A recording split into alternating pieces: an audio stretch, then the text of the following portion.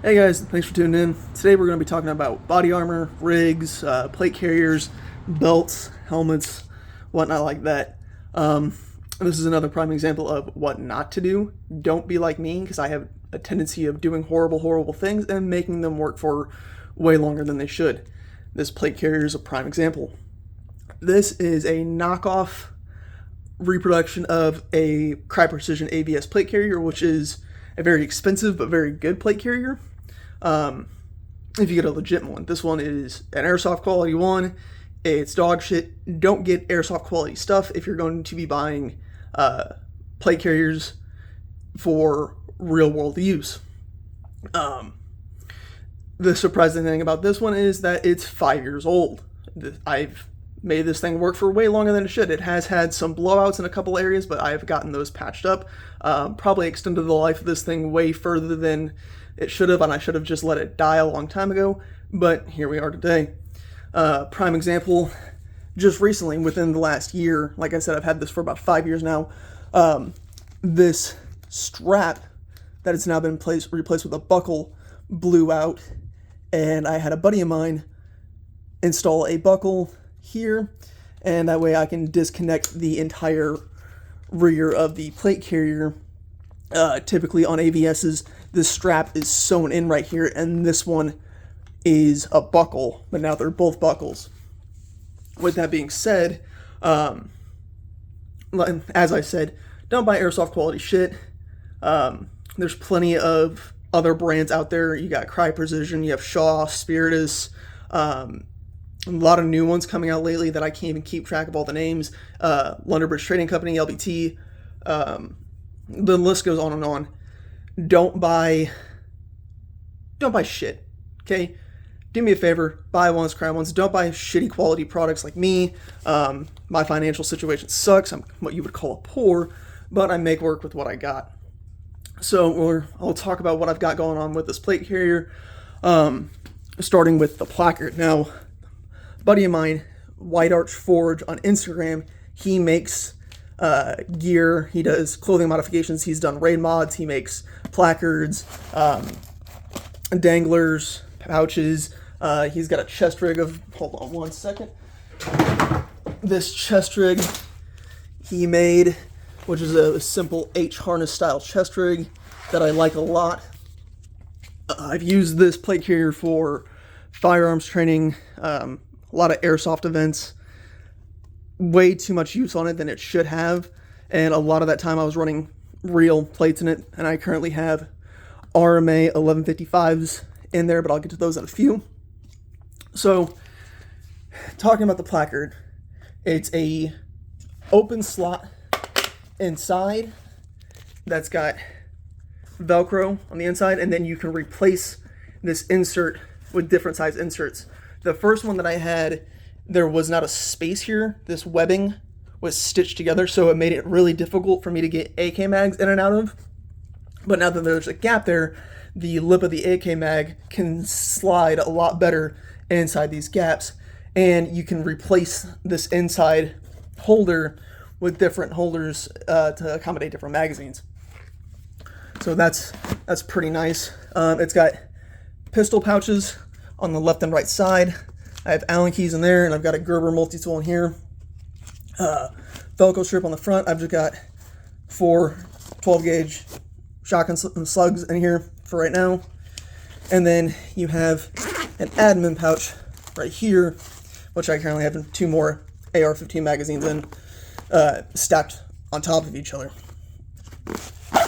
Which, I wish this pouch was a little bit more shallow, because with how much depth there is to it, these mags can slide in front of each other rather than just constantly stay stacked on top. It's not bad. It doesn't add too much bulk. It's fine. And my dangler down here, I don't know why I still have this on here, but I carry a tourniquet, a spare soft T tourniquet, and a couple other small utilities. Side pouch, another product that my buddy White Arch Forge on Instagram had made. I think I have a marker, a spare multi-tool, a couple batteries in here, nothing major. One thing I will point out is my backpack. And I'll come around to the side. And typically, what you'll see a lot of guys do is they will take a bag like this and they will molly it to the back of their plate carrier. Now, that's a good thing because you'll always have your backpack on you as long as you have your plate carrier. The bad thing is you need a buddy to get into it. You can't access it unless you take the plate carrier off. So guys will kind of skip that step and wear just a full-sized backpack as is, but that can be cumbersome. You have a lot of added weight. The straps cutting in and digging and messing with the shoulder straps and whatnot on the plate carrier, it can be kind of a pain in the dick. So what I did was I took a pack that would typically molly to the back, and I ran these straps to these buckles on the tops and on the sides, as you can see.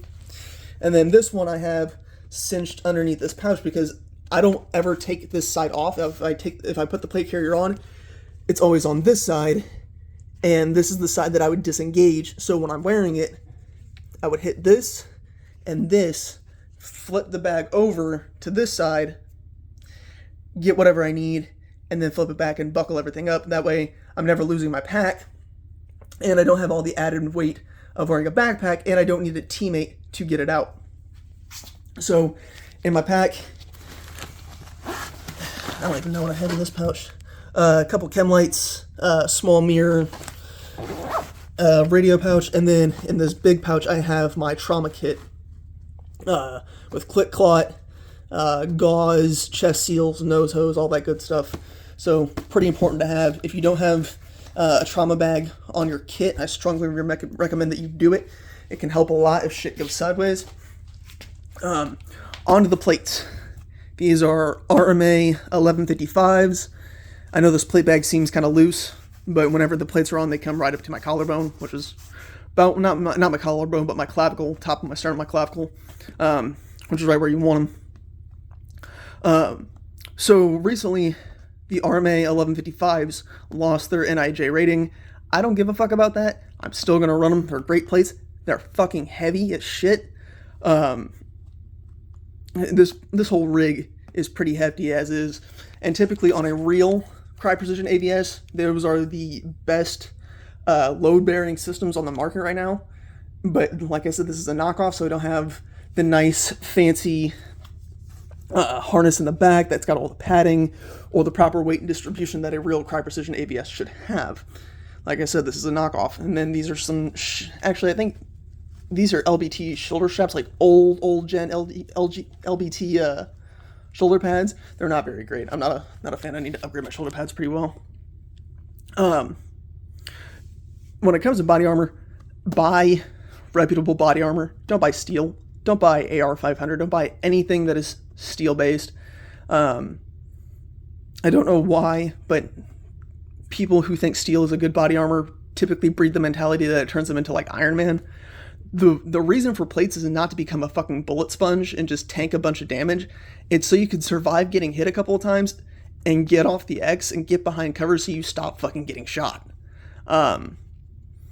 Plus, I don't care how advanced their anti-spall coating gets.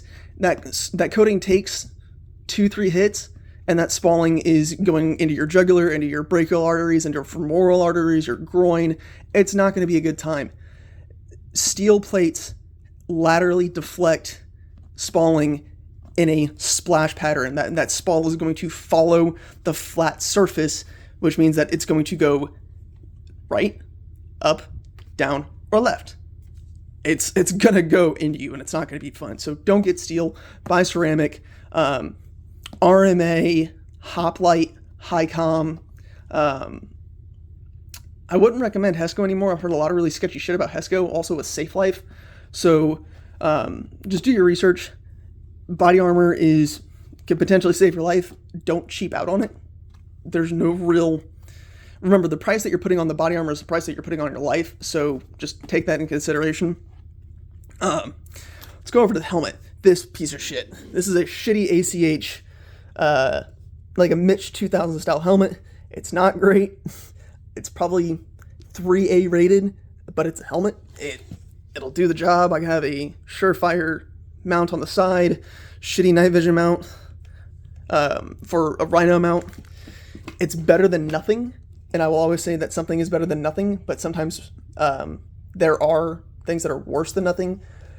Hard-headed veterans, for one item, from what I've understand, they are peddling Chinese products. They're claiming are made in the United States, and for the weight and the price that I'm seeing them being hawked at, you can get a ACH or similar style Mitch 2000 helmet. So I would recommend not getting those shitty like HHV. I don't even think Alien Gear makes helmet, but like those D tier brands, just stay away from. You'll do yourself a favor in the long run. Moving down to my belt setup. 2 pistol mags. These are like taco style mag pouches. Not great, not terrible. They are what they are. I don't know why they're spaced so weird at the moment. Typically I don't have that issue. I'll look at that after this video. Double mag pouch for AR. I always recommend keeping at least 2 AR pouch mags on your belt in case you can't get to your plate carrier for some reason. You at least have 2 AR mags. Not only that, but before I moved these pouches down here, this pouch was over here and this was right here, and that was really bulky. I didn't like that idea, especially since that put this pouch on this side, and that was right above where I draw my pistol from. So I did this setup, and it's worked pretty well so far.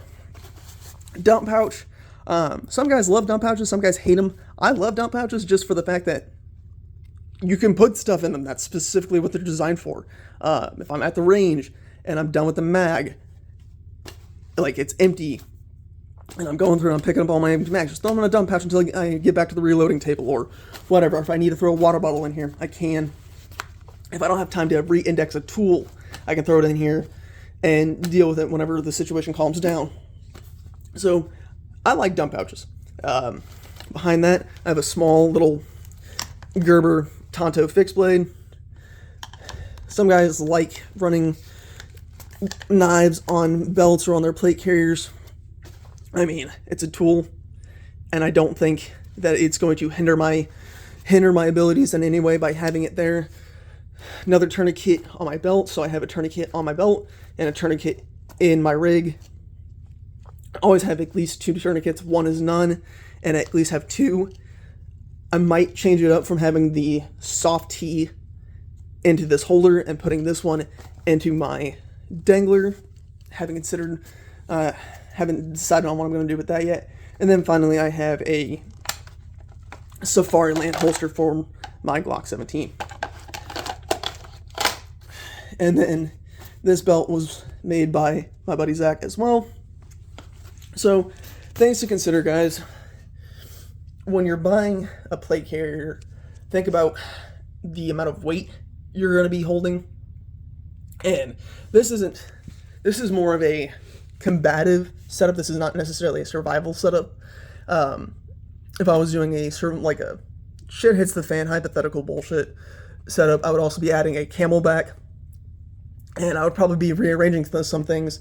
Might even ditch this pack entirely and set up a 3-day pack to accommodate food, more water, more survival supplies. This is more of a direct action type of setup versus a survival bug out kit, if you know what I mean.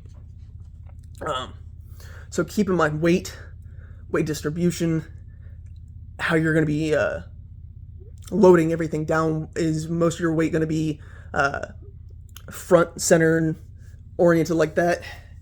Just, if you have the opportunity, find a buddy who has a bunch of gear, see what they have, toy with what they have, find out what fits and what works for you. I've had rigs that I thought I was going to love, put them on, and ended up hating them. Once again, those are also shitty airsoft knockoffs, but there are a lot of options out there. If you can find a retailer that has products in store that you can try on, I would strongly recommend that as well.